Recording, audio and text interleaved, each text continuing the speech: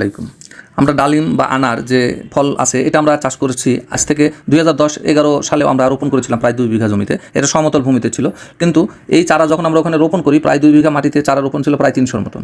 পরবর্তীতে দেখলাম 1 বছর, 2 বছর, 3 বছর, 4 বছর অপেক্ষা করছি, কিন্তু ফল আসেও না, টিকেও না। যা ফুল আসে প্রচুর, কিন্তু ফল টিকে না, নষ্ট হয়ে যায়। পরবর্তীতে এর মাঝে কিন্তু আমরা আবার 2-4টা চারা বেঁচে গিয়েছিল। এটা আমরা পুকুরে পাড়ে লাগিয়েছিলাম কয়েকটা চারা, এবং বাড়ির ছাদে লাগিয়েছিলাম একই চারা একই জাত। লাগানোর পর ওগুলো আলহামদুলিল্লাহ প্রচুর ফল আসছে, কিন্তু যেটা সমতল ভূমিতে করেছিলাম সেটাতে আসে নাই। এতে করে যেটা বুঝলাম যে একই চারা একসাথে নিয়ে আসা পর্যন্ত সমতল ভূমিতে উৎপাদন হয় না, অথচ ছাদের উপরে এখানে লাগালে উৎপাদন হচ্ছে এবং পুকুরে পারে হচ্ছে।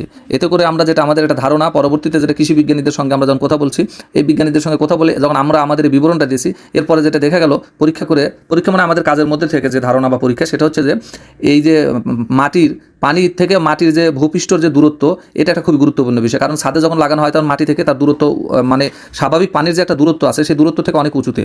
আবার পুকুরে পাড়েও যখন করা হয় সেটা অনেক উঁচু হয়ে যায়। আর স্বাভাবিকভাবে আমাদের মাটি সমতল ভূমিতে পানির যে ভূপৃষ্ঠ থেকে ভূমির থেকে যে ভূপৃষ্ঠ যে দূরত্ব, এখানে বেশি না, মাত্র আপনি 20-25 ফিট নিচে কিন্তু হলো পানি। যার কারণে এখানে পাহাড়ি অঞ্চলে প্রচুর পরিমাণে কিন্তু এই আনার বা ডালিম হয়ে থাকে। ঠিক এরই প্রেক্ষাপটে আমাদের ধারণা যে পুকুর পাড়ে যেহেতু হয় একই চারা, আবার ছাদেও হয়, বাড়ির ছাদেও হয়, অথচ সমতল ভূমিতে না। এতে বোঝা যায় এর জন্য প্রচুর উঁচু এবং হাইল্যান্ড জায়গা লাগবে, যেখান থেকে পানির যে নিচের যে স্তরের অনেক দূরত্ব থাকতে হবে, তবেই সেখান থেকে ফল হবে। এছাড়া আর অন্য কোনো এটার কোনো কারিশমা বা কারণও না।